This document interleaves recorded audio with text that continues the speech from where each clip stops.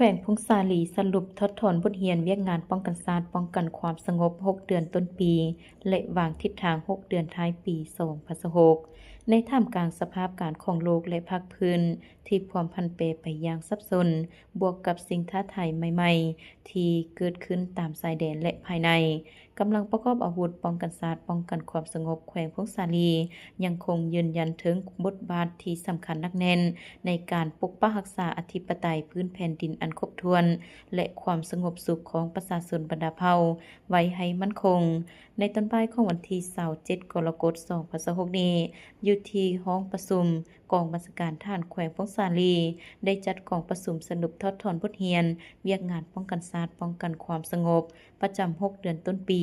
และวางทิศทางแผนการ 6 เดือนท้ายปี 2026 ขึ้นกองประชุมได้รับเกียรติเข้าร่วมเป็นประธานและชี้นำโดยสหายพันเอกวิไลแผงสมเฮืองรองเลขาคณะพรรคหัวหน้าการทหารกองบัญชาการทหารแขวงพงษาลีคณะกรรมการป้องกันศาสตร์ป้องกันความสงบแขวงเป็นเกียรติเข้าร่วมของสหายพันเอกยินวรรณสุขบุตรนวงศ์รองเลขาพรรครองหัวหน้ากองบัญชาการป้องกันความสงบแขวงเข้าร่วมมีบรรดาสหายคณะพรรคคณะบัญชา2กำลังห้องการคณะกรรมการป้องกันศาสตร์ป้องกันความสงบแขวงพนักงานหลักแรงที่เกี่ยวข้องจาก2กำลังเข้าร่วมอย่างพร้อมเพรียงได้พิธีสหายพันโทนางสุบรรณาจันดาวงศ์รองเลขาคณะพรรคฮักทานรองหัวหน้าห้องการบริหารกองบัญชาการทหารแขวงพงษาลีได้ผ่านหางบทสรุปเวียกงานป้องกันศาสตร์ป้องกันความสงบประจำ6 เดือนต้นปี 2026 ซึ่งได้ส่องแสงให้เห็นถึงอย่างชัดแจ้งว่า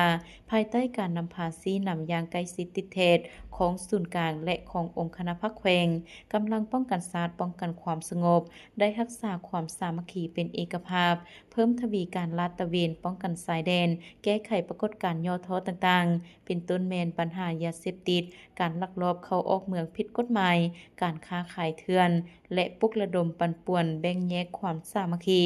กำลังประกอบอาวุธยังได้ตั้งหน้าหันลงก่อสร้างรักฐานการเมืองพัฒนาชนบทรอบด้านและสร้างฐานสนามสงครามประชาชนอย่างหนักแน่นเฮ็ดให้เขตน้ำแดนดินมีความสงบเป็นพื้นฐานสร้างความอุ่นเอียนทุนเทียงและเพิ่มพูนความเชื่อมั่นของประชาชนบรรดาเผ่าต่อกับพรรคและรัฐบาลอย่างลึกซึ้งทิศทาง6 เดือนท้ายปีจะสืบต่อยกสูงสติระวังตัวกวดกาและติดตามสภาพอย่างใกล้ชิดเคลื่อนไหวแก้ไขโนแนงที่ก่อให้เกิดความบ่สงบอย่างทันการหัดเน้นความสามัคคีกับประชาชนบรรดาเผ่าเพื่อสืบต่อหันลงก่อสร้างรักฐานการเมืองช่วยเหลือประชาชนในการทำมาหากินสร้างรายได้และรับมือกับภัยพิบัติทางธรรมชาติปรับปรุงกำลังให้เข้มแข็งเพิ่มทวีการฝึกแอบหำเรียนวิชาเฉพาะอบรมหัดแอบการเมืองการทหารรักษาระเบียบวินัยของกองทัพของกำลังป้องกันความสงบให้กลายเป็นแบบแผนและทันสมัยในโอกาสนี้สหายประธานกองประชุมได้กล่าวโอ้ลมและแสดงความยองยอสมเชยต่อผลงานอันใหญ่หลวงที่กำลังป้องกันศาสตร์ป้องกันความสงบญาติมาได้สหายได้เน้นหนักบางปัญหาสำคัญว่า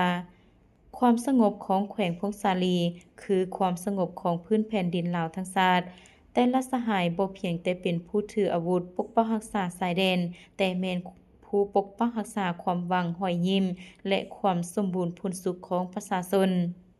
ของพ่อแม่ประชาชนจงรักษามนต์เสื้ออันงดงามนี้ไว้เพื่อให้แขวงพงษาลีเป็นดินแดนแห่งสันติภาพและความรุ่งเรืองตลอดไป